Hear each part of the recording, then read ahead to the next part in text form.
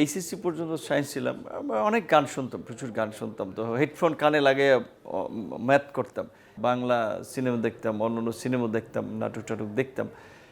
বিশেষ করে 2018 সালে প্রকৃত অর্থে বলতে গেলে এই একটা ভিন্ন জগতে প্রবেশ করার পর থেকে আসলে এই যে মানুষের জীবনের একটা স্বাভাবিক অংশই যে বিনোদন, সাংস্কৃতিক বিভিন্ন ধরনের চর্চা, এই সুযোগটা আমার জন্য কমে গেছে। বিশ্ববিদ্যালয়ের প্রথম বর্ষ থেকে আমি কিন্তু ডিবেট ক্লাবের সাথে যুক্ত ছিলাম, হলের আমাদের একটা ল্যাঙ্গুয়েজ ক্লাব ছিল, সেটার সাথে যুক্ত থাকতাম, বিভিন্ন প্রোগ্রামের সাথে যুক্ত থাকতাম, সামাজিক কর্মকাণ্ড।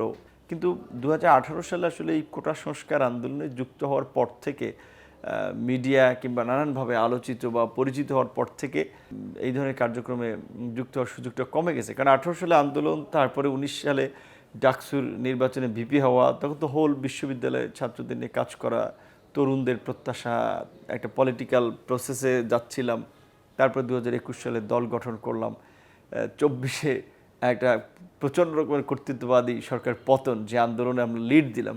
24 পরবর্তী সময় রাজনৈতিক পরিস্থিতিকে কাম অ্যান্ড কুল করার জন্য, স্থিতিশীল করার জন্য সরকারকে সহায়তা, মানে বয়সের তুলনায় অনেক রোল প্লে করতে হয়েছে। 2018 সালের পর থেকে আসলে জীবনের গতিপথটা একটু ভিন্ন দিকে মানে বাঁক নিয়েছে।